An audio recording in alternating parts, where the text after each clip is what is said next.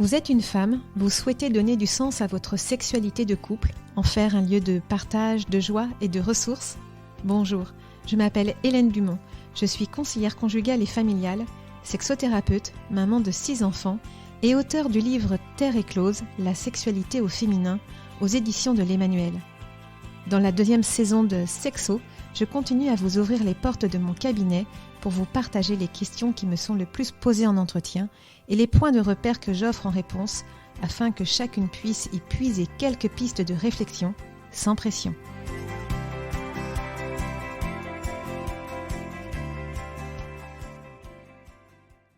Bonjour Hélène. Bonjour Marie.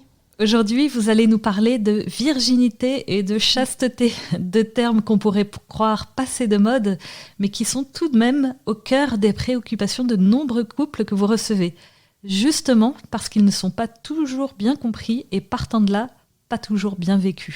Oui, la virginité n'est plus une valeur à la mode. Cependant, certains couples que je reçois ont à cœur de me préciser qu'ils ont choisi d'attendre le mariage avant d'avoir des relations sexuelles. Et je vous lis un mail que j'avais reçu. Nous avons attendu le mariage pour faire l'amour. Nous avons beaucoup réfléchi à notre engagement et au sens que la sexualité avait pour nous. Nous avons attendu notre nuit de noces avec impatience, mais aussi avec de fortes attentes l'un envers l'autre. Nous voulions une sexualité belle et facile et nous pensions que d'attendre le mariage nous y aiderait. Aujourd'hui, nous constatons que ce n'est pas si simple. Pourquoi mentionne-t-il ce choix ? Pour moi, il dit beaucoup des couples et des personnes qui le mentionnent. Je note que la virginité et la chasteté ne sont pas forcément la garantie d'une sexualité plus épanouie. Alors, on sait tous ce qu'est la virginité, ou plutôt on croit le savoir. Pouvez-vous nous la redéfinir ? La virginité désigne l'état d'un homme ou d'une femme n'ayant jamais connu de relation sexuelle avec pénétration. La virginité féminine est spécifique puisqu'au niveau physiologique, elle se caractérise par la préservation de l'hymen, une membrane très fine à l'entrée du vagin qui sépare la vulve du vagin. La rupture de l'hymen survient la plupart du temps à l'occasion de la première pénétration, même s'il peut arriver qu'elle survienne au cours de la croissance ou par la pratique régulière d'un sport comme l'équitation par exemple, ou encore par l'introduction d'un tampon. Oui, c'est bien de le rappeler. Oui. Dans certaines traditions culturelles et religieuses, la virginité jusqu'au mariage revêt une signification symbolique et morale importante. Elle invite la personne à ne pas vivre de relations sexuelles avant cet engagement, afin que celui-ci soit vécu comme un don total entre époux. C'est par exemple ce que propose l'Église catholique aux jeunes fiancés qui cheminent vers le mariage. Il est à noter qu'autrefois, la virginité était imposée aux femmes jusqu'à leur mariage afin qu'elles ne tombent pas enceintes en dehors de ce cadre, ce qui était mal vu d'un point de vue social, mais aussi pour permettre aux hommes de s'assurer qu'elles n'étaient pas déjà mères et donc de protéger leur lignée et leur héritage d'un éventuel enfant qui ne serait pas d'eux. Aujourd'hui, le désir de rester vierge jusqu'au mariage découle davantage d'un choix personnel et éclairé. Quand elle est vécue librement jusqu'au mariage, j'imagine que la virginité a du sens. Oui, choisie librement, la virginité a du sens. Seulement si l'on pense avec conviction que la relation sexuelle comporte une dimension symbolique, comme celle du passage d'un état à un autre, de jeune fille à femme par exemple, ou encore si elle est orientée, c'est-à-dire mise au service de quelque chose de plus grand, de sacré, préparation à quelque chose qui doit advenir. Je pense ici au sacrement du mariage. La virginité, dans ce cas, et pour reprendre les paroles d'une femme que j'ai accompagnée, devient un acte de foi. Peut-on choisir la virginité pour de mauvaises raisons ? Certaines personnes me disent avoir choisi la virginité avant le mariage par convention sociale, par obéissance aux valeurs familiales ou encore par rapport à celles de l'Église. Quand elle est choisie par obéissance, une obéissance sans foi, sans confiance, et donc sans que la personne ne soit véritablement convaincue du sens qu'elle revêt, la virginité devient une injonction qui peut empêcher la personne ou le couple de se positionner en tant qu'adulte dans sa sexualité. La virginité est vécue comme une sentence morale ou un interdit, elle perd de sa valeur et inscrit les personnes dans une sexualité régie par des notions de bien ou de mal, sans maturité ou esprit critique. Cela entraîne parfois une attitude ambiguë où la sexualité est expérimentée à travers des baisers et des caresses très intimes mais sans pénétration. Le couple se dit vierge, mais si la notion de virginité physique est effectivement respectée, la sexualité est tout de même vécue. Oui, l'hymen est préservé, mais c'est oublier que la sexualité est bien plus large. Alors, est-ce qu'il y a une autre mauvaise raison de choisir la virginité ? Oui, la peur de la sexualité. Ce choix est la plupart du temps inconscient. J'affirme que je veux attendre pour des raisons morales ou religieuses, mais en réalité, c'est la peur de la sexualité qui guide mon choix et la peur de m'y confronter. Je ne suis donc pas libre. C'est un peu comme si le jeune homme ou la jeune femme attendait le dernier moment pour questionner la réalité ou le sens de la sexualité, notamment à travers la pénétration. Dans ce cas, la sexualité est bien souvent envisagée comme quelque chose de très romantique ou alors dans une perspective tellement sacralisée qu'elle en perd sa dimension réelle, charnelle, imparfaite et pulsionnelle. La confrontation à cette réalité doit être rude. Effectivement, voici par exemple le partage d'une femme en entretien. La sexualité me semblait lointaine, je n'aimais pas mon corps, le sexe de l'homme m'impressionnait, mais je me disais que le mariage arrangerait les choses, que le temps des fiançailles m'aiderait à mûrir. Notre nuit de noces a été une catastrophe et je me suis mise à pleurer quand je me suis retrouvée nue dans ses bras, bloquée pour de nombreuses semaines. Il me semble important de souligner que la virginité ne dit rien de la valeur de la personne, elle n'a de sens que si la personne y adhère vraiment.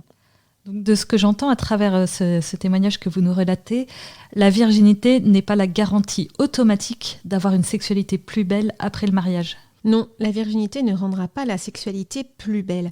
Elle peut y participer, bien entendu, mais ce n'est pas magique. Les couples qui me contactent et qui ont choisi de rester vierges jusqu'à leur mariage expriment parfois une déception parce qu'ils s'étaient engagés à vivre leurs fiançailles en préservant leur virginité, et le plus souvent avec cœur et conviction. Parfois, après une solide formation sur la sexualité et sur le mariage chrétien, ils pensaient qu'ensuite leur sexualité serait belle et facile, qu'elle serait un vrai feu d'artifice, me disent-ils avec humour. Or, la virginité respectée ne garantit pas une sexualité immédiatement facile et orgasmique, à l'image de ce feu d'artifice. La sexualité du couple est au carrefour de deux sexualités qui se cherchent, qui demandent un ajustement, une progression, une connaissance de soi et de l'autre. Et pour certains couples, oui, ce sera facile, naturel, intuitif, progressif. Mais pour d'autres, la découverte des corps, de la fusion des corps, du plaisir sera plus chaotique. Cela ne veut pas dire que cette découverte en sera moins belle ou moins intéressante, mais j'invite les couples à avoir de la bienveillance par rapport à ce qu'ils vivent. Oui, cela doit provoquer de la déception quand la sexualité n'est pas aussi fluide que ce que l'on aurait imaginé, aimé. Oui, surtout si la sexualité a été beaucoup fantasmée comme quelque chose de forcément génial.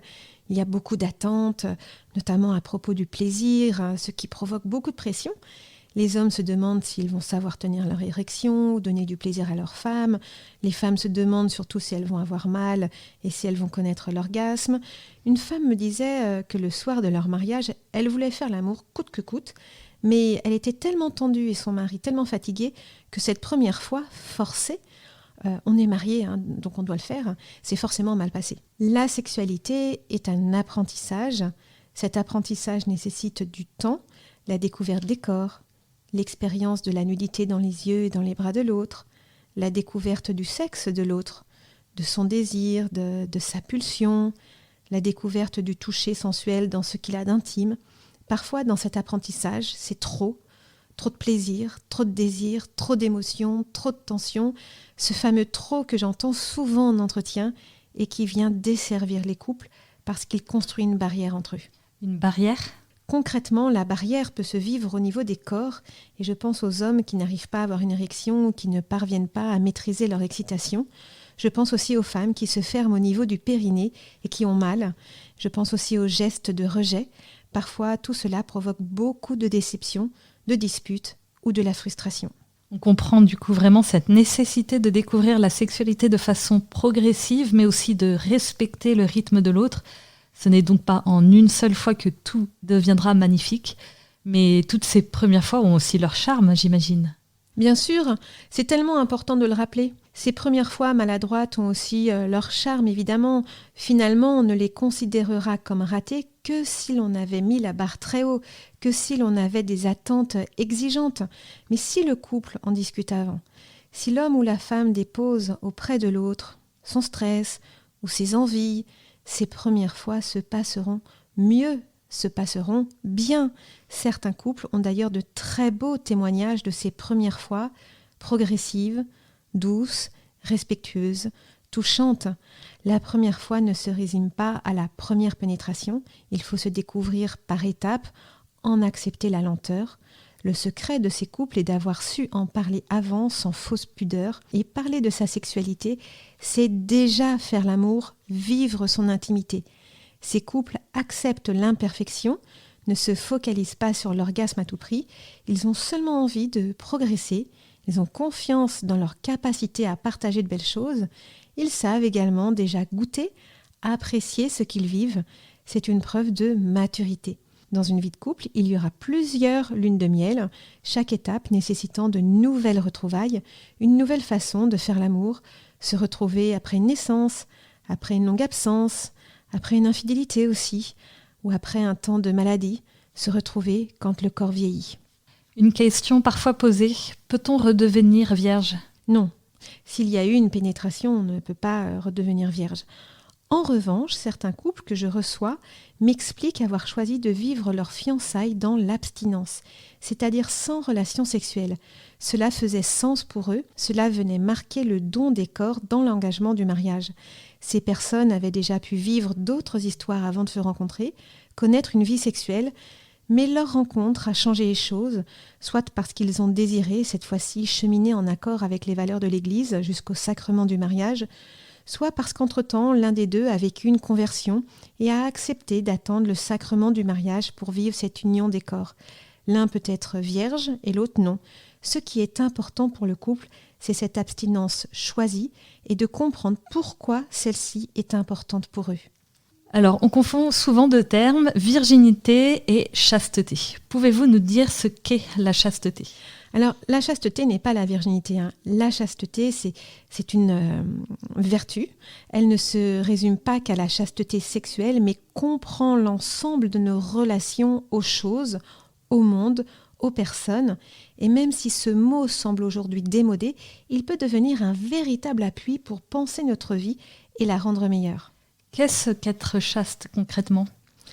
Être chaste, c'est d'abord trouver la juste distance à l'autre. C'est l'accueillir tel qu'il est, sans désir d'intrusion, de domination, de possession. En fait, c'est le respecter. C'est également accepter qu'il ne pourra pas nous combler ou toujours répondre à nos attentes. Cette chasteté relationnelle est essentielle à vivre tout au long du mariage. L'autre ne peut devenir et ne doit pas devenir notre doudou, notre maman. Il s'agit donc d'apprendre à être autonome au niveau affectif pour construire une relation saine et positive où les différences de chacun seront respectées, où l'altérité devient possible. Et dans la sexualité, être chaste, qu'est-ce que cela veut dire concrètement ? C'est accepter d'être dépendant du désir de l'autre, c'est-à-dire de son rythme, de sa façon d'être. L'autre n'est pas un objet. Il ne peut pas répondre à notre désir de façon parfaite. Cette sexualité invite à mieux comprendre notre désir, à dépasser nos pulsions, à nuancer aussi notre désir de sexualité idéale. Elle accueille la déception et l'imperfection. La chasteté dans la sexualité invite à un travail de connaissance de soi, de l'autre, à un travail de maturité en somme. Donc on comprend bien que la chasteté est beaucoup plus large que la virginité. Absolument. La chasteté est un essentiel relationnel. Elle concerne la relation à l'autre en général. Elle se travaille tout au long de la vie et tout au long de la vie de couple. La virginité, elle est temporaire. Ainsi, je peux très bien être chaste et non vierge. Et à l'inverse, je peux très bien être vierge mais non chaste. Ah oui ? C'est plus étonnant dans ce sens-là. Oui, par exemple, si je choisis la virginité avant le mariage, suis-je pour autant chaste si je regarde de la pornographie ?